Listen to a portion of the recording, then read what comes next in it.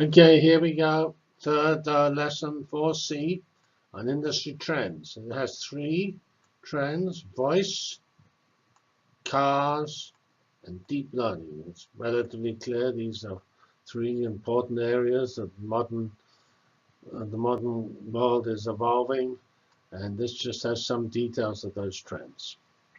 All right, let's move on, and we'll start off with voice. Um, it's Voice has not been heralded quite as much as some of the other technologies. It is, of course, enabled by deep learning, which has drastically increased the quality of voice recognition. All right, here is a pretty picture of interaction between the human and the computer. I used punch cards in whenever it was, 1961 to maybe 70. Um, and then there was, of course, keyboards. Not This is a computer accessed by a keyboard. Is ENIAC the most famous initial computer? I really did not like paper tape. I used paper tape back in 1965 or 6 when I was at Cambridge as a graduate student. And it's terrible because whenever you wanted to make a change, you had to change the whole tape. And you ran off a whole new tape to make one change. Because mainframe computers are what I was using it for. Now we have the different types of inputs, the trackball, the joystick. Then we had the revolution of the microcomputers or mini computers, the IBM PC. I remember when those first came out, we were working on developing ways of using them in physics and things like that back in whenever that was, 1983 probably. So that was the PC Junior and things like that. Then we had Windows. I still remember an IBM executive telling everybody with a laugh that Windows went serious and everybody liked the command line. In fact, still some people prefer command lines, especially with shells and Linux and things like that. Then we had mice, and then mice and touch and things on smartphones, and then cameras, etc. And now we have voice, Siri from Apple, and Alexa from Amazon. And Alexa sort of not so much driven by um, it itself's quality, it's driven by the brilliant deployment of Alexa and then the voice on a speaker. So you can use that speaker to play on demand what you want. All right, so let's look into in more detail about this voice revolution.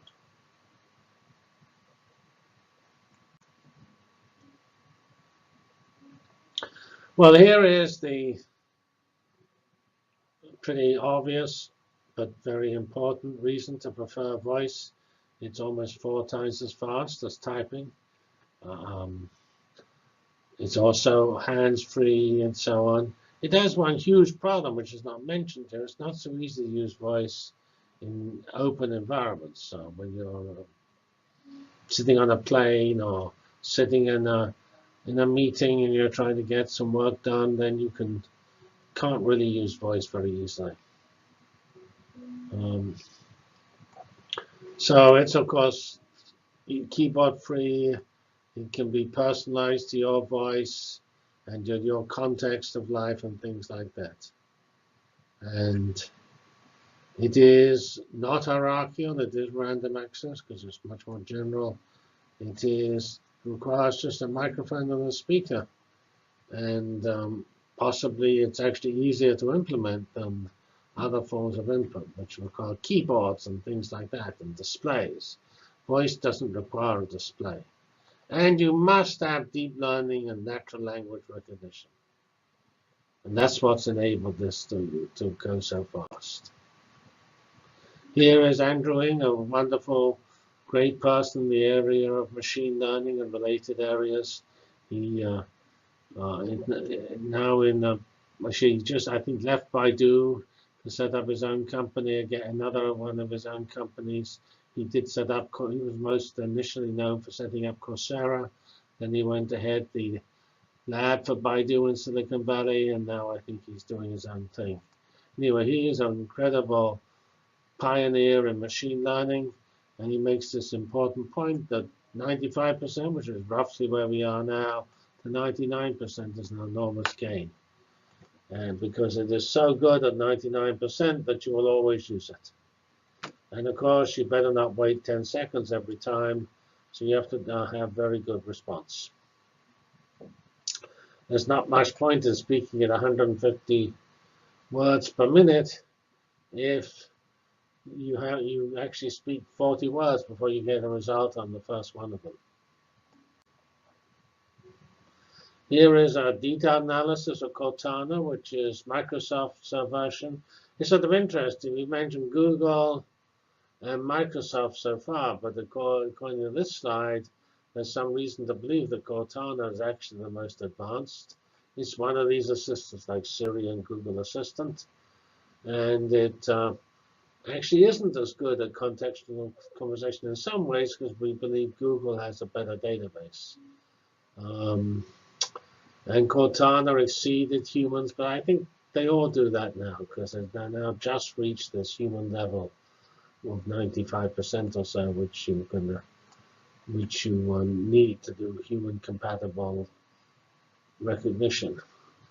Now it has Azure, but of course so does Amazon, have a wonderful cloud, as does Google. It has Microsoft Office, which is a good framework for using it in. I don't like typing at Microsoft, and that gives it some boost. And so there's some reason to believe it will be successful. This is perhaps more interesting. Microsoft has a significant HoloLens effort, which is a virtual reality and augmented reality approach. And voice obviously is important there because you can't really have a virtual reality interface with a keyboard if you just put a heads-up display or something on somebody. So here's the overall cloud architecture. Here we have the user input, or maybe it comes from a machine. And then we actually go through classic steps. We do a machine learning or deep learning. I wouldn't use HD Insight. It's not as good as some of the other systems. Stream analytics, Azure Stream Analytics, the data will be streamed in. And I would actually put that sometimes ahead of Hadoop because you have to stream it and then process it. But Azure machine learning is pretty powerful, but so do all the other people's machine learning, especially Google.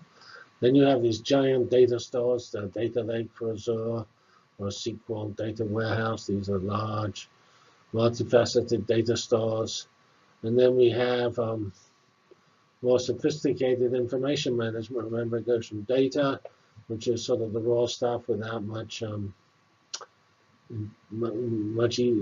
without being processed enough to draw many conclusions, and then you go to information before you go to knowledge and wisdom. And Event Hub is just one of the technologies that goes with the stream analysis to process streaming data. And then you have metadata to describe the data and data factories to build a whole data processing system. Actually, this is not the world's most intelligent slide, but it is at least gives you a good idea of what type of system you have to build. And of course, all this stuff here you learn about in these first two, you learn about in cloud computing, and this one you learn about in machine learning. And of course, you learn about Hadoop in cloud computing, actually, and stream analytics. Those are the platforms. So the platform machine learning, whether it be Hadoop or stream analytics, will be taught in your cloud computing class. All right, here's a pretty interesting graph. It shows the words recognized by machine and the accuracy, which, well, actually, I mentioned 95%, but I think it's so. But then, when the way it's measured for this graph is 90%, and this shows the enormous progress in 1970. And we had 10 words up to 1 million words in 2010 at 70% accuracy, and now 8 million words at 90% accuracy. And of course, you have to work on these things like background. I mean, most voice is actually in a heavy background, and that's not so easy to do. Okay, here is a sort of rather peculiar way of illustrating the importance of voice. These are typical things you use to query voice assistants. Call mom, call dad, call Fred, or navigate home, or get a pizza or something like that. And these are just showing how around 2013, the Google Trends, namely the number of searches for those words, increased significantly. So that's 35 times since 2008 is the rise of the trending of voice-related queries. Quite why you do a Google query for your voice command, I'm not certain. All right, here are some search numbers, 1 in 10 from Baidu in September 14, 25% for the Bing taskbar 2016. Andrew Ng predicting in 2020, 50% of searches are going to go through images or speech. Siri handles 1 billion requests a week. Echo is the fastest growing speaker, and it probably still is, and it has 25% of the speaker market. That's pretty interesting. And Android has 1 in 5 of its searches on mobile devices being voice searches. So that says it's a pretty non-trivial functionality getting significant use. Not dominant use, but significant. Here's a rather surprising number given the success of Alexa and the fact that Amazon's Echo ecosystem of loudspeakers and Alexa-powered loudspeakers is that Alexa's far worse than Google at voice queries. In fact, large factors, 6 to 3 times better than Google is. So I mean, and also it's pretty sad how bad Alexa. They got 13% of travel questions right, as Google got 72%. So that's sort of, these are big numbers, and Google is sort of flat at around 70%, and then Amazon done pretty bad on travel and finance, and not quite so bad on automotive, but it's still 3 times worse than Google. So, and they were each, this is from 5,000 questions in 2017. So, I'm sure Amazon will find a way of explaining this, and anyway, even if they can't, they'll improve Alexa to be comparable to Google. And this sort of puts this in writing. Here are the 3 areas, and it points out Alexa does better when you do things like automotive, which are retail related or retail questions. They claim that Google's database is so much better that it allows a much better interpretation. It's not the actual voice recognition, it's the combination of voice recognition with the database that you're querying. So this thing says that Google is better. So we now know, well, Amazon is better because of Alexa. We had another comment that Microsoft was better due to Cortana. And now we have a comment that Google is better because it has a higher capability. We'll see. Definitely all going to end up very good. Here is the plot against your age of what you're interested in. Actually, there's pretty solid interest in voice. It's lowest of 15% for the 55-year-olds, but then it's 51% for the teenage people. But it's still pretty high in all cases. And there is the worst of 50% of the people not being interested for the oldest generation here. But the youngest generation, 84% are interested. So that's not surprising. That says voice has a huge customer demand waiting to be satisfied. All right, now we come to cars. the second of our topics. Okay. This is a relatively short discussion. And probably we should try to do better on this because autonomous cars are very important. There are all sorts of companies doing trucks and cars and ride shares, automatic ride shares, automatic personal self-driving cars, etc. And here is a pretty picture of the automobile, noting it was dominated by Europe initially. The early innovations, Henry Ford and others introduced the mass manufacturing techniques. And then 1950s was the golden age. I was in England at that time, and I didn't see any golden age.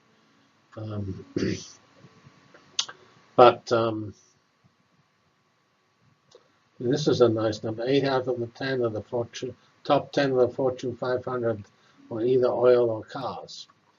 It would not be true any longer. We know at one stage, even startup technology companies are worth more than General Motors and things like that. I'm sure Tesla is worth a lot more than any other of the traditional car companies. Because that may all collapse, but that shows what people think. Then we have the maturing of the industry. Auto safety issues, emission issues, which of course driving electrical cars. Then the Japanese start exploiting their superiority in manufacturing. And then we have all these mostly failed consolidations. Hybrids do not really work out in the USA. And then we had this recession with terrible bankruptcies and bailouts in 2008 and a bit longer. All right, here we are. Rising again, because the USA tends to innovate better than other places. And we have Tesla, GM, and Ford all doing self-driving and electric cars, and so is Google and Apple. Of course, not in a collaboration, they're doing it separately. And we have the big ride-hailing battle between Lyft, Uber, and Didi. Lyft certainly has, which is not mentioned here, is doing a significant self-driving initiative. But I just read they were going to insist there will be a driver in every car, even if it was self-driving. This comes from a presentation I listened to from IDC at the Consumer Electronics Show this January 2017. And this just tells you all the things you have to do. To do anything real, you have to do just lots of things.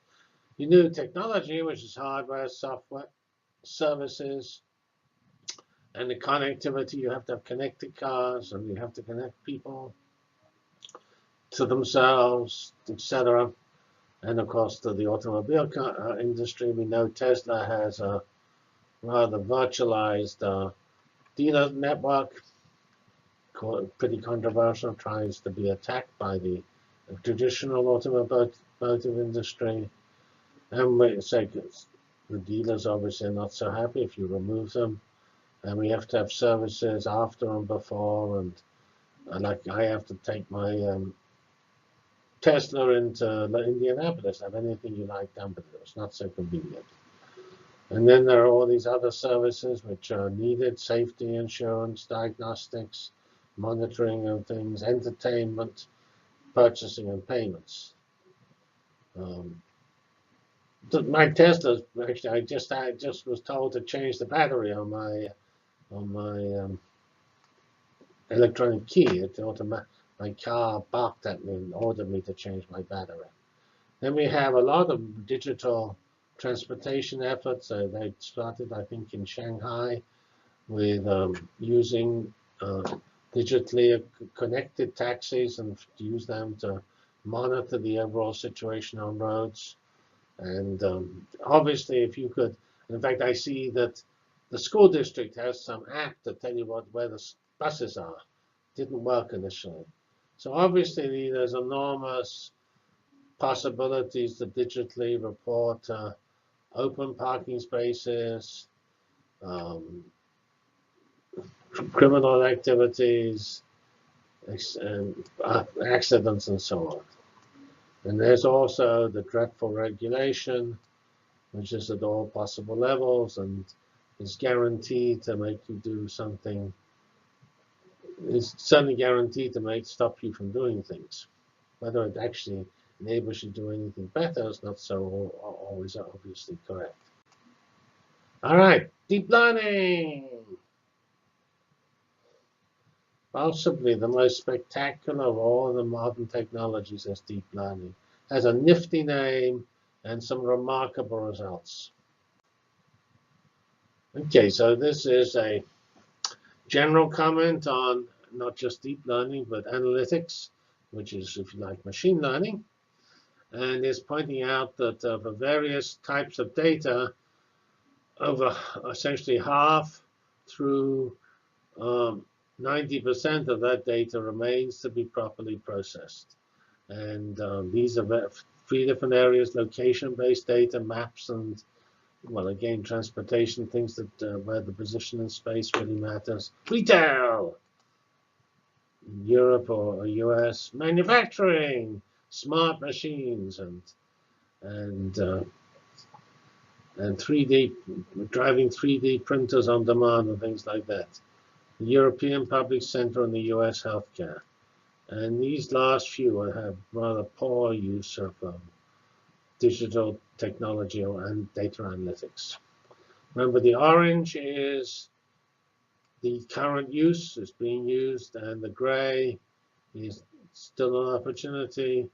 And even in the most use case, location-based data, there's over 40% of the capability remains to be captured. So there's plenty of work to be done and plenty of jobs for your data science graduates.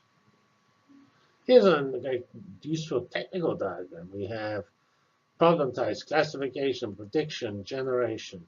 We have machine learning techniques. These are dear to my heart. Clustering through the deep belief networks and with other neural nets. These are all giant optimization algorithms. All of these are giant optimization algorithms. And a deep learning network has various special cases, such as convolutional networks. Conventional neural nets are, of course, just the same as deep, but less sophisticated. Support vector machines is how you used to do classification. Now that's been often taken over by deep networks. And here you might have old-fashioned, well, actually, the first few are old-fashioned: merging, sorting, search, and regression. Graph is not old-fashioned, because graph is really rapidly developing at the moment.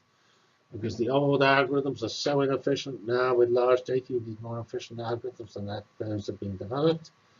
We have various forms of optimization: nonlinear, chi-squared, linear programming, signal processing, which is fast Fourier transforms and related algorithms, and of course, decryption and encryption are both very important.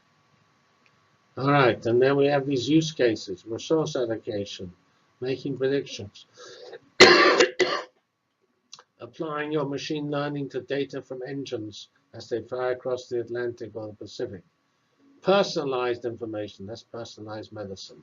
Discovering new trends. What is the hot word of the day? Might be related to the hot important topic of the day, which will allow you to make money in some way or other. Forecasting the world. Price and optimization, that's for the retail people want to take all the data they have and use it to predict how they should price merchandise to get it so it doesn't build up and yet you get as much as you can for it. And triaging is, of course, making the best of a bad job. And so anyway, all these use cases have some combination of sophisticated machine learning and standard old-fashioned analytics of the let's calculate the mean and the standard deviation style.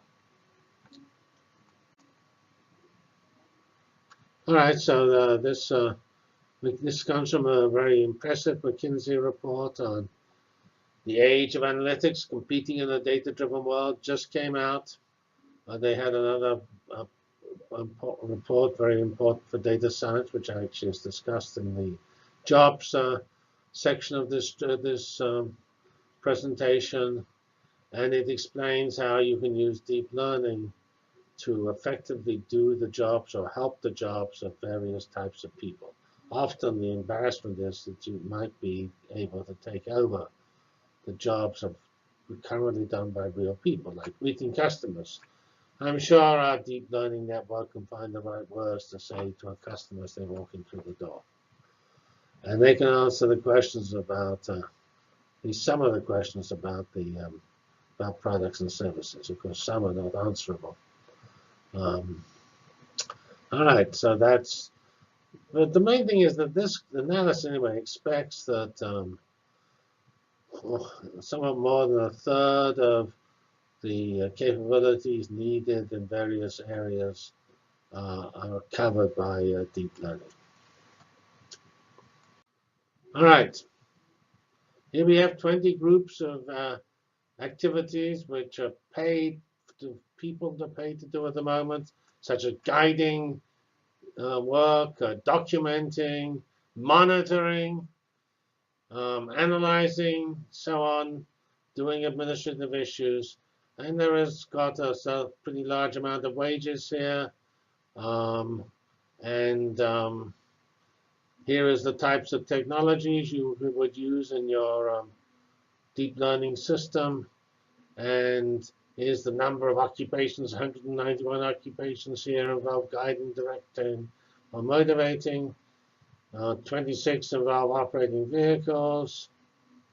And you can obviously see certainly a deep learning system being able to do a much better job documenting and recording information. And they're also going to possibly be self-driving tractors and bulldozers and things like that. So anyway, we have these 20 things here, the amount of wages here, and actually here, no, the other is the biggest. And you note the types of work. This is natural language is actually the largest category, although sometimes other things are being used. But here it's all text, voice to text, or text to text to interpreted meaning. All right. Here we have the last slide, which basically expands on the previous one. And it basically tells you for a certain type of person what fraction of their time could be automated. 28% for administrative assistants. Then we think 51% for a customer service rep. That's not too surprising. You could use deep learning for that. Interesting one here is lawyers, 31%. And again, nearly all of this is a reasonably conservative because it's all NLP, natural language processing dominated. I think every single one of these NLP is over 50%, and some of it's dominant, like this one here, dominantly NLP. This thing has generating novel patterns and categories, which is this blue thing here. I'm not quite certain what that would be. Multiple is an easy one to understand. That's the gray one. All right, so this is just the last slide in this deep learning thing, saying that deep learning is expected to have huge impact on many occupations. And as people like Elon Musk like to point out, it has possibly devastating impact on the availability for work, because deep learning and digital assistants are likely to take over a lot of the lower level tasks now done by human employees. That's obviously a pretty alarming point and worthy of important discussion, but we're not going to do that here. We're just going to be bounding on with our excitement, because although it's very sad the jobs are being lost, we're here training people to work with the systems which will be unfortunately contributing to job loss in some areas. The job gains in the data science area is enormous, but what people want is to avoid the job losses in manufacturing and retail secretarial areas, which tend to be threatened by these machine learning and deep learning technologies. Thank you very much. This is the end of 4C, which is the end of the trends. Wow.